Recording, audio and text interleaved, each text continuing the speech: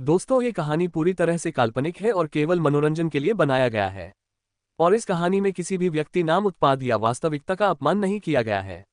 अगर आप लोग हमारे प्रम नॉवल चैनल पर नए हैं तो वीडियो को लाइक और चैनल को सब्सक्राइब जरूर करें, ताकि हम आप तक ऐसी वीडियो पहुंचाते रहें।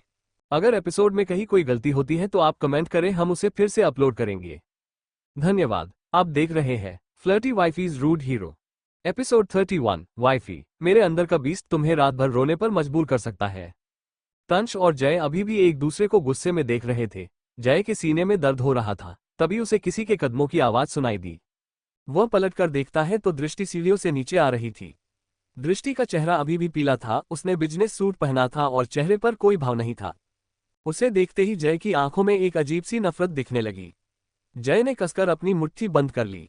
तंश ने जैसे ही दृष्टि को देखा, वह तिरछी नजरों से जय के एक्सप्रेशन को नोटिस करने लगा। वहीं अमायरा सोफे के नीचे से अंश, तक्ष और कर्ष को निकालने की कोशिश कर रही थी, मगर तीनों बाहर आने का नाम ही नहीं ले रहे थे।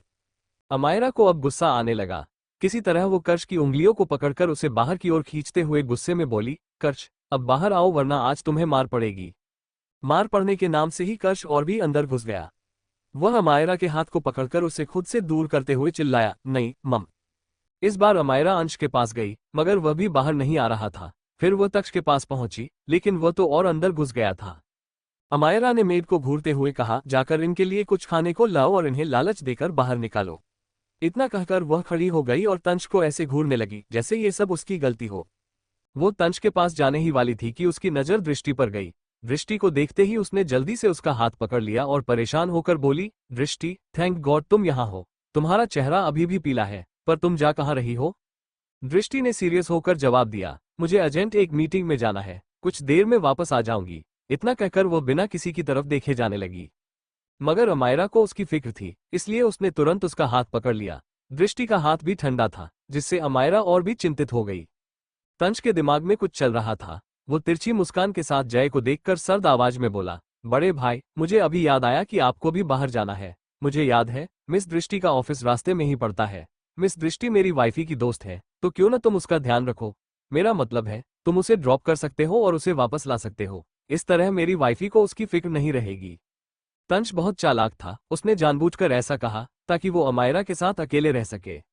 अमायरा ने तंश की बात सुनते ही उसे चमकती हुई आंखों से देखा और जय से रिक्वेस्ट करते हुए बोली, मिस्टर जय, प्लीज दृष्टि को भी अपने साथ ले जाइए। उसकी तबीयत ठीक नहीं लग रही और मुझे भरोसा नहीं है कि वो अकेले खुद का ध्यान रख पाएगी। जय ने एक नजर नफरत से दृष्टि को देखा, मगर अगले ही पल उसकी नजर नॉर्मल हो गई और वो केवल सिर हिला देता है। जय अपने गुस्से को बड़ी मुश्किल से कंट्रोल कर रहा था। मन ही मन वो दांत पीसते हुए सोचने लगा, मुझे पता है, तंश बदला लेने के लिए मुझे दृष्टि के साथ भेज रहा है, क्योंकि मैं इस लड़की को पसंद नहीं करता। इसका बदला मैं जरूर लूंगा, डियर लिटिल ब्रदर। जैसे तंश उसके मन की बात जान रहा हो, उसने जय के कंधे पर हाथ रखते हुए सरकास्टिक टोन में कहा, घर जल्दी आने की कोई जरूरत नहीं है, आराम से आना और दृष्टि का खास ख्याल रखना। तंश अजीब नजरों से जय को देखते हुए स्माइली का हाथ पकड़कर अंदर चला गया। तंश धीरे धीरे अमायरा की तरफ बढ़ रहा था और अमायरा उसकी आंखों में छिपा गुस्सा साफ देख पा रही थी। वो घबराते हुए पीछे हटने लगी, फिर हकलाते हुए बोली, तुम फिर से मेरी तरफ क्यों बढ़ रहे हो और मेरे घर में क्या कर रहे हो? लेकिन वो अपनी बात पूरी भी नहीं कर पाई थी कि उसका पैर पानी पर पड़ गया जिसे बच्चों ने फेंका था और वो गिरने लगी। खुद को संभालने के लिए उसने हाथ ऊपर किया, मगर तंश ने उसका हाथ नहीं पकड़ा। अमायरा की धड़कनें डर से तेज हो गईं और उसने डर के मारे आंखें बंद कर ली और जोर से चिल्लाए, अंडरस्को आज। तभी उसे महसूस हुआ कि किसी ने उसकी कमर में हाथ डालकर उसे पकड़ लिया है। अमायरा ने झट से तंश के कॉलर को पकड़कर उसे अपनी तरफ खींच लिया। तंश उसे संभालते हुए खड़ा था, मगर अमायरा के खींचने से वह भी बैलेंस खो बैठा और दोनों अगले पल जमीन पर गिर गए। तंश ने जल्दी से खुद को नीचे किया ताकि अमायरा को चोट न लगे और अमायरा उसके सीने से टकरा गई। उसकी नाक में हल्का दर्द हुआ और उसने सिर उठाकर तंश को देखा। तंश ने उसे पलटकर अपने नीचे दबा लिया और एग्रेसिव नजरों से देखने लगा। अमायरा को तंश की नीयत सही नहीं लग रही थी। उसने तंश को खुद से दूर करने की कोशिश की, मगर तंश के करीब आने से उसके रोंगटे खड़े हो गए। दोनों की नाकें आपस में छू रही थीं और तंश ने उसकी कमर पर अपनी पकड़ और मजबूत कर ली। अमायरा उसकी आंखों में तेजी से बढ़ रही डिजायर को देख पा रही थी। वही तंश अपने सीने में उठ रहे जज्बातों को वो दबा नहीं पा रहा था और उस डिजायर को देखकर अमायरा ने अपनी आंखें बंद कर लीं। अंश, तक्ष और कर्ष ने महसूस किया कि कोई उन्हें बाहर नहीं निकाल रहा, तो नाराज होकर तीनों खुद ही बाहर आ गए। उनकी नजर तंश और अमायरा पर पड़ी। अंश और तक्ष तो बैठकर उन्हें घूरने लगे, मगर कर्ष अपने दांत दिखाते हुए धीरे धीरे आगे बढ़ने लगा। तंश ने अमायरा के गालों को सहलाते हुए हल्के से चूम लिया और फीलिंग के साथ बोला, वाइफी। इतना कहते हुए वो उसके होठों की तरफ झुकने ही वाला था। अमायरा एकदम से होश में आते ही उसे खुद से दूर करके बोली, अंडरस्को बीस्ट कहानी के। ये सुनते ही तंश डेविल स्माइल करते हुए अपने हाथ को उसके गर्दन पर रखता है, फिर अपनी गर्म सांसों को उसके चेहरे पर छोड़ते हुए सार्कास्टिक टोन में बोला, अंडरस्को वाइफी, मुझे बीस्ट बोलकर तुमने बहुत बड़ी गलती की है। ये बीस्ट तुम्हें पूरी रात बेड पर रोने पर मजबूर कर सकता है। कहते हुए वो अमायरा के गालों पर, माथे पर, फिर दूसरे गालों पर किस करते हुए धीरे धीरे उसके होठों की तरफ बढ़ने लगता है। तभी उसे किसी ने थप्पड़ मार दिया। तंश कुछ समझ पाता उससे पहले ही उसे दूसरा थप्पड़ पड़ गया। अमायरा भी थप्पड़ की आवाज सुनकर अचानक होश में आए। वो बगल में देखती है और शर्म से लाल हो जाती है। वो तंश को गुस्से से वार्निंग देते हुए बोली, दोबारा कभी बच्चों के सामने ऐसा मत करना। वहीं तंश अब भी गुस्से में कर्ष को घूर रहा था, जो उसे भी गुस्से में देख रहा था। कर्ष ने गुस्से में अमायरा को पकड़ते हुए एग्रेसिव होकर कहा, मेली मम। तंश ने गुस्से में अपने बालों पर हाथ फेरा तो उसे महसूस हुआ कि उसके गाल पर कुछ चिपचिपा सा है। उसने कर्ष के हाथों पर देखा तो वहां क्रीम लगी हुई थी। तंश ने जलती हुई नजरों से कर्ष को देखा और गुस्से में कहा, इसकी कीमत तुम्हें चुकानी होगी। कर्ष ने अपनी जीभ को निकालकर तंश को चिढ़ाना शुरू किया तो तंश भड़क उठा। अमायरा को लगा कि तंश कुछ करने वाला है तो उसने जल्दी से कर्ष को उठा लिया। दूसरी ओर जय ड्राइव कर रहा था और दृष्टि चुपचाप पैसेंजर सीट पर बैठी थी। अचानक जय ने एक सुनसान सड़क पर कार रोक दी। उसकी आंखों में ठंडापन था। दृष्टि कुछ रिएक्ट करती उससे पहले ही जय ने उसकी सीट को थोड़ा झुकाया और तेजी से उसके ऊपर झुक गया। ये सब इतनी जल्दी हुआ कि दृष्टि को उसे खुद से दूर करने का एक मौका भी नहीं मिला। जय के इस अनएक्सपेक्टेड मूव से दृष्टि की चीख कार के अंदर गूंज उठी। आह, क्या करेगा अब तंश कर्ष के साथ? जय क्यों नफरत करता है दृष्टि से? क्या वो दृष्टि के साथ कुछ गलत कर बैठेगा? जानने के लिए बने रहे सिर्फ हमारे YouTube चैनल पर। एपिसोड 32 स्विमिंग पूल रोमांस और हवसी आदमी। दृष्टि सीट पर लेटी हुई थी और जय उसके ऊपर था। वो लगातार अपनी गहरी काली आंखों से उसकी आंखों में देख रहा था, मगर उसकी आंखों में कोई भी इमोशन नहीं था। उसका एक हाथ दृष्टि के हाथों पर था और दूसरा हाथ दृष्टि की कमर पर। दृष्टि अपने इमोशंस को कंट्रोल कर रही थी। उसने होठों को दबा लिया। जय उसे बहुत गौर से देख रहा था। जय की पकड़ दृष्टि की कलाई पर कसती जा रही थी। दृष्टि अपने गुस्से को कंट्रोल में रखकर बोली, अंडरस्को छोड़ो मेरे हाथ को, ये क्या बदतमीजी है? दृष्टि की बात सुनकर जय ने उसके गालों को जोर से दबाते हुए उसके ऊपर झुकते हुए कोल्ड आवाज में कहा, अंडरस्को तुम कहोगी और मैं छोड़ दूंगा। मैं इतना अच्छा भी नहीं हूं। इतना कहते हुए वो उसके और भी ज्यादा करीब आ गया। दृष्टि को बहुत ही अजीब लग रहा था। उसका दिल जोर से धड़क रहा था, मगर उसे अपने सीने में फिर से दर्द महसूस होने लगा। वो लगातार जय को देख रही थी, मगर जैसे ही उसे महसूस हुआ कि जय उसके बहुत करीब आ रहा है, उसने तुरंत अपनी नजरें दूसरी तरफ कर ली। वहीं जय के होंठ उसके गालों पर छू गए, जिस पर दृष्टि के रोंगटे खड़े हो गए थे। जय ने शैतानी मुस्कान के साथ उसके कानों के पास जाकर दांत पीसते हुए कहा, अंडरस्को मैं तुम्हारी जैसी चीजों को हाथ नहीं लगाता, तो होंठ लगाने की तो बात ही छोड़ दो। उसके बोलने के तरीके से ही पता चल रहा था कि वह दृष्टि से कितनी नफरत करता है। दृष्टि ने अपने गुस्से को कंट्रोल में रखते हुए अपनी मुट्ठी बंद कर ली और पूरी ताकत से जय के सीने पर हाथ रखते हुए बोली, अंडरस्को दूर रहो मुझसे, और अगली बार ऐसी बेहुदा हरकत करने की जुर्रत भी मत करना। उसने अपनी बात पूरी भी नहीं की थी कि जय ने उसे अपनी गोद में बिठा लिया, फिर ठंडी मुस्कान के साथ बोला, अंडरस्को क्या करोगी तुम कुछ नहीं कर सकती, कुछ भी नहीं।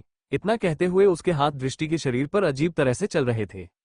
दृष्टि के इतने करीब कभी कोई नहीं आया था। उसे बहुत अजीब लग रहा था, मगर जय उसे छोड़ नहीं रहा था। वह लगातार दृष्टि को परेशान कर रहा था।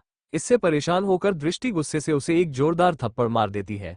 थप्पड़ की आवाज पूरे कमरे में गूंज गई। जय का चेहरा हल्का सा झुक गया, मगर वो गुस्से में ही हंसते हुए अपने गालों पर हाथ रखकर दृष्टि को देखकर डेंजरस आवाज में बोला, अंडरस्को इस थप्पड़ की कीमत तुम्हें बहुत भारी पड़ेगी। अगर मैंने तुम्हारी जिंदगी बर्बाद ना की तो मेरा नाम भी जय नहीं। तुम्हारे कारण मैंने अपनी बीवी खोई है, इसलिए मेरी बीवी की रिस्पॉन्सिबिलिटी तुम्हें ही निभानी होगी। तुम्हें हर वो काम करना होगा जो मेरी बीवी मेरे लिए करती थी, चाहे मेरे लिए कुछ बनाना हो या मेरे साथ सोना हो। इतना कहकर उसने उसके होठों को दबा दिया। बदले की आग उसके सीने में जल रही थी। उसका पूरा शरीर गुस्से में कांप रहा था। उसकी लाल आंखें दृष्टि को और भी बेचैन कर रही थी। वो जय की आंखों में नहीं देख पा रही थी। उसके माथे से पसीना निकल रहा था। उसे अस्थमा था, इसलिए फिर से उसकी सांस फूलने लगी। वो अपने सीने पर हाथ रखते हुए जल्दी जल्दी सांस लेने लगती है। जय जैसे ही ये देखता है, वो उसके गालों को पकड़कर हंसते हुए बोला, अंडरस्को तुम्हें क्या लगता है तुम ऐसे ड्रामा करोगी और मुझसे बच जाओगी? बिल्कुल भी नहीं। कहते हुए वो उसके होठों की तरफ झुकने लगा। दृष्टि की धड़कन और भी ज्यादा बढ़ गई, मगर यह जय की करीबी से नहीं बल्कि दर्द के कारण था। जैसे ही जय उसे किस करने वाला था, अचानक दृष्टि का पूरा शरीर ढीला पड़ गया। जय को महसूस हुआ कि दृष्टि बेहोश हो गई है, मगर उसे कोई फर्क नहीं पड़ा, बल्कि वो उसके चेहरे को देखते हुए नफरत से बोला, अंडस्को, तुम इतनी जल्दी मर भी नहीं सकती, क्योंकि तुम्हारी जिंदगी अब सिर्फ जयवर्धन जिंदल की है। अगर तुम्हें मरना भी होगा तो सिर्फ मैं मारूंगा, कोई और नहीं। इतना कहकर उसने उसे अजीब नजरों से देखा और फिर उसे पैसेंजर सीट पर फेंक दिया, मगर उसने उसे अस्पताल ले जाने या उसे होश में लाने की कोई कोशिश नहीं की, क्योंकि उसका दिल तो तभी मर गया था जब उसने मिनी की लाश देखी थी। उसने अपने इमोशंस को कंट्रोल करते हुए आंखें बंद कर ली। अगली सुबह फिल्म सेट पर सभी लोग इस वक्त फिल्म की शूटिंग में बिजी थे। अमायरा मेकअप रूम में अपना मेकअप करवा रही थी। मेकअप कंप्लीट होने के बाद वो वैनिटी वैन से निकलकर वहां आ गई जहां शूटिंग हो रही थी। उसने इस वक्त एक वन पीस ड्रेस पहनी हुई थी जो उस पर बहुत खूबसूरत लग रही थी। उसके बाल खुले थे और उसने हाई हील्स पहनी हुई थी। जितने भी मेल आर्टिस्ट थे वो सभी उसे देखकर बस देखते ही रह गए, मगर अमायरा बिना किसी पर ध्यान दिए अपने असिस्टेंट के साथ चलते हुए अपनी चेयर पर जाकर बैठ गई। तभी एक लड़की अमायरा को उसकी स्क्रिप्ट दे देती है। अमायरा गौर से उसे देखने लगती है। तभी जय भी वहां आ जाता है। उसके चेहरे पर कोई इमोशंस नहीं थे। उसने ब्लैक टी शर्ट के ऊपर ब्राउन कलर की लेदर जैकेट और डेनिम ब्लैक जीन्स पहन रखी थी। उसके बाल काफी बिखरे हुए थे, जिससे वह और भी ज्यादा हैंडसम लग रहा था। वह भी अपनी स्क्रिप्ट लेकर उसे पढ़ने लगा। कई लड़कियां उसके करीब जाना चाहती थी, मगर उसके कोल्ड बिहेवियर के कारण किसी की हिम्मत नहीं हो रही थी। तभी डायरेक्टर एक्शन बोलते हैं। इसके साथ ही सभी लोगों की नजर सामने लगे बड़े से स्विमिंग पूल पर चली जाती है। अचानक ही स्विमिंग पूल के अंदर से कोई एक झटके के साथ बाहर निकलता है। पानी की बूंदें आस पास लहरा रही थी और उसके साथ ही उस इंसान का हैंडसम सा चेहरा नजर आने लगा। अमायरा जूस पीते हुए अनजाने में ही स्विमिंग पूल की तरफ देखती है तो उसके मुंह में जितना जूस था वो सब जय के चेहरे पर गिर जाता है। जय एकदम से उसकी तरफ घूर कर देखता है। अमायरा के हाथ से शौक के मारे जूस का गिलास छूटकर जमीन पर गिर जाता है। ये देखकर जय उसकी नजरों का पीछा करते हुए जब स्विमिंग पूल की तरफ देखता है तो उसके हाथ से भी स्क्रिप्ट छूटकर जमीन पर गिर जाती है। उसे तो अपनी आंखों पर विश्वास ही नहीं हो रहा था। वह अपनी आंखों को बंद करता है और फिर दोबारा खोलकर सामने देखता है, मगर फिर से उसे वही सीन दिख रहा था। जय अमायरा से कंफ्यूजिंग आवाज में पूछता है, अंडस्को, क्या तुम्हें भी वही नजर आ रहा है जो मुझे नजर आ रहा है, या मेरी आंखें धोखा खा रही हैं? अमायरा उसकी आवाज सुनकर भी अपने होश में नहीं आई थी। वह हकलाकर बोली, अंडस्को, ये यहाँ पर, लेकिन क्यों? जैसे ही उसने आस पास देखा, वहां मौजूद लड़कियां और लड़के भी स्विमिंग पूल से निकलते हुए उस इंसान को देखकर मंत्रमुग्ध हो गए थे। डायरेक्टर तो बहुत खुश थे। वहीं अमायरा ने जब ये देखा तो गुस्से में सभी लड़कियों को देखने लगी, फिर अपनी मुट्ठी भींचकर स्विमिंग पूल की तरफ देखती है। स्विमिंग पूल के अंदर से जो आदमी बाहर निकला था वो और कोई नहीं बल्कि तंच था। तंच ने सिर्फ एक ब्लैक कलर की डेनिम जीन्स पहनी हुई थी। उसने ऊपर कुछ नहीं पहना था। वो शर्टलेस था। उसकी अट्रैक्टिव बॉडी साफ नजर आ रही थी। हेलो जाने जहां, आशिक हूं मैं तेरा, हंस के कह दे जरा। ये मेरा दिल तेरा तेरा तेरा रे, मुझ में है मस्तियां, मौजों की कश्तियां। आजा झूमे जरा ये तेरा दिल मेरा मेरा रे। इसके साथ ही उसके सीने पर बना टैटू और उसके चेहरे से गिरती पानी की बूंदें उसे और भी ज्यादा अट्रैक्टिव बना रही थी। वह अपने एक हाथ से बालों में हाथ फेरते हुए अमायरा की तरफ देखता है और उसे आंख मार देता है। दीवाना किसे बनाएगा ये लड़का, दीवाना किसे बनाएगा ये लड़का। अमायरा एकदम से हड़बड़ा जाती है। उसका दिल जोर से धड़कने लगता है, मगर जैसे ही उसने देखा कि आस पास की लड़कियां भी तंच को देख रही हैं, तो वो गुस्से में अपने मन में सोचती है, अंडस्को, यह आदमी यहाँ पर अंग प्रदर्शन कर रहा है। आखिर यह यहाँ क्या करने आया है और यह यहाँ पर क्या कर रहा है? मैंने तो नहीं सुना था कि इसे कोई रोल मिला है, और इसे देखकर भी नहीं लगता कि यह एक्टिंग के लिए आया है। तंच अभी भी स्विमिंग पूल के अंदर था, कमर तक पानी में डूबा हुआ। धीरे धीरे उसके चेहरे पर एक मिस्टीरियस और शातिर मुस्कुराहट आ जाती है, जो इस सीन को और भी ज्यादा अट्रैक्टिव बना देती है। किसी के हाथ ना आएगा ये लड़का। अमायरा अपनी जगह पर गुस्से में खड़ी हो जाती है। तभी डायरेक्टर जोर से चिल्लाते हैं, अंडस्को, कट। फिर वो ताली बजाते हुए खुश होकर बोले, अंडस्को, अमेजिंग। अमायरा अपने मन में गुस्से से बुदबुदाती है, अंडस्को, क्या अमेजिंग? कुछ भी अमेजिंग नहीं है। यह आदमी बस अपनी बॉडी दिखा रहा है, इसे एक्टिंग का अभी नहीं आता हो। वहीं तंच की नजरें तो सिर्फ अमायरा पर ही थी। तभी तंच अपनी जलती हुई नजरों से डायरेक्टर को देखता है।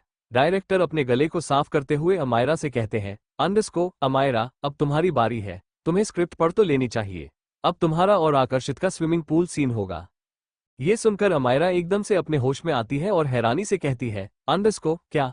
लेकिन ये सीन तो फिल्म के मेन लीड करेंगे। जहां तक मुझे पता है इस फिल्म के मेन लीड जय और मैं ही हैं, तो फिर यह आदमी क्यों करेगा?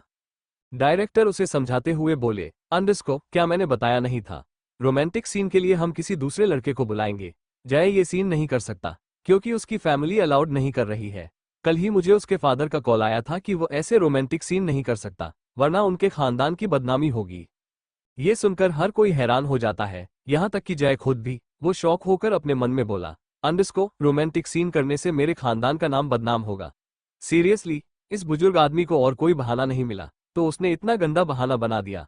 और मिस्टर जिंदल तो कभी हमारे स्कूल की पेरेंट्स मीटिंग में भी नहीं गए, तो वो बड़े डायरेक्टर को कॉल करके क्यों कहेंगे कि मैं रोमांटिक सीन नहीं कर सकता। जरूर इस शातिर इंसान तंच ने कुछ किया होगा।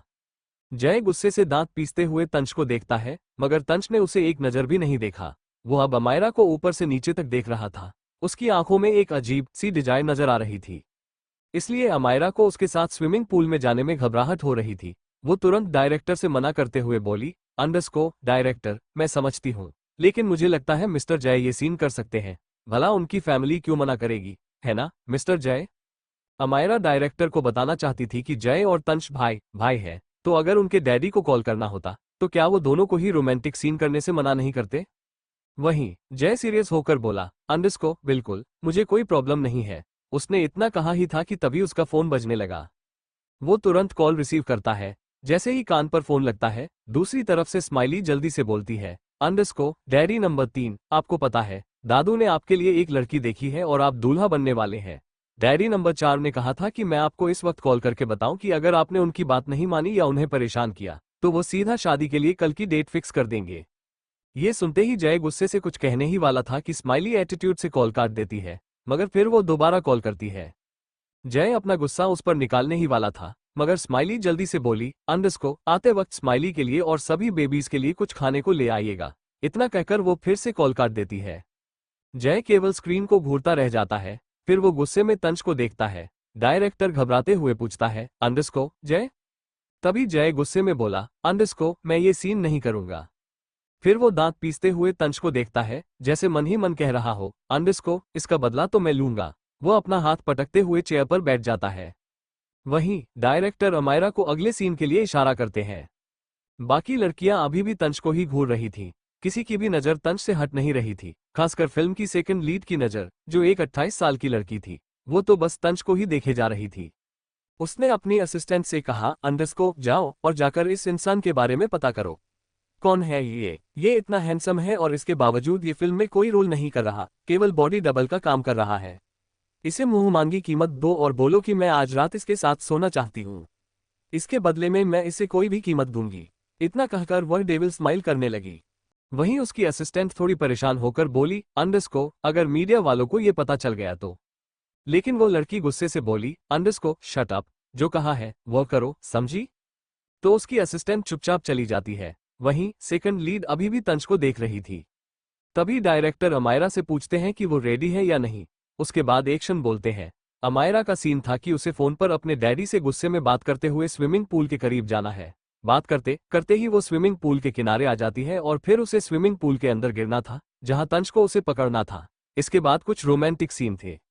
अमायरा फोन पर गुस्से में बात करते हुए बोली, अंडस्को डैडी मैंने आपसे कहा ना मुझे कोई शादी नहीं करनी है। आप क्यों मेरे पीछे पड़े हैं? मैं ऑलरेडी 10 डेट्स पर जा चुकी हूँ। उन सभी लंगूरों के चेहरे देख देख कर मुझे तो लड़कों से ही एलर्जी महसूस होने लगी है। डैडी चाहे जो हो जाए, मैं अब किसी भी डेट पर नहीं जाऊंगी। अगर आपने मुझे फोर्स किया तो मैं किसी भिखारी से शादी कर लूंगी, वरना आपके लिए दामाद की जगह एक बहू लेकर आ जाऊंगी, समझे आप? इतना कहते हुए वो धीरे धीरे पीछे जा रही थी।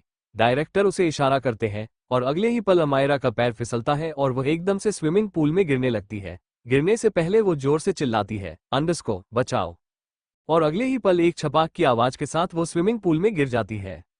अमायरा पानी में काफी नीचे चली गई थी। सीन के मुताबिक तंच को उसे पकड़कर ऊपर आना था और फिर दोनों एक दूसरे की आंखों में खो जाने थे, मगर तंच स्क्रिप्ट के हिसाब से बिल्कुल भी नहीं कर रहा था। वो पानी के नीचे ही रुका हुआ था। अमायरा खुद को संभालकर पानी के ऊपर आने ही वाली थी कि अचानक तंच उसकी कमर में हाथ डालता है और उसे ऊपर जाने से रोकते हुए उसके होठों पर अपने होंठ रख देता है। अमायरा की आंखें एकदम बड़ी हो गईं। वह छटपटाने लगी, मगर तंच उसे जबरदस्ती किस कर रहा था। अमायरा को गूजबॉम्ब्स आने लगे थे क्योंकि तंच उसे बहुत ही लिस्टफुल तरीके से छू रहा था। यही नहीं, वो बहुत ही पैशनेट तरीके से उसे किस कर रहा था और उसका दूसरा हाथ अमायरा की ड्रेस के अंदर जा रहा था। अमायरा उसके सीने पर हाथ रखकर उसे खुद से दूर करती है तो तंश उसकी ड्रेस को कंधे से नीचे खींचकर उसके कंधे पर किस करने लगता है। वहीं बाहर एकदम सन्नाटा पसर गया था। डायरेक्टर अपनी जगह पर खड़े हो गए थे। उन्हें समझ नहीं आ रहा था कि स्विमिंग पूल के अंदर चल क्या रहा है, क्योंकि वो सभी थोड़ी दूरी पर थे। डायरेक्टर और प्रोड्यूसर एक दूसरे को देखते हैं। जय भी एक नज़र स्विमिंग पूल की तरफ देखता है, फिर खुद से बड़बड़ाता है, अंडरस्को हवसी कहीं का। भले ही किसी और को समझ ना आया हो, पर जय को अच्छे से पता था कि तंश स्विमिंग पूल के अंदर होने का फायदा उठाकर क्या कर रहा होगा। डायरेक्टर और प्रोड्यूसर कंफ्यूजन कहते हैं, अंडरस्को आखिर अंदर क्या चल रहा है। क्रू मेंबर्स अंडरस्को क्या अमायरा तंश के इस तरह परेशान करने से काम कर पाएगी? क्या अमायरा तंश से छुटकारा पाने के लिए कुछ करेगी? दृष्टि के कारण क्या सच में मिनी के साथ कुछ हुआ था? जानने के लिए बने रहे। सिर्फ हमारे YouTube चैनल पर आगे के एपिसोड सुनने के लिए आप हमें कमेंट कर सकते हैं।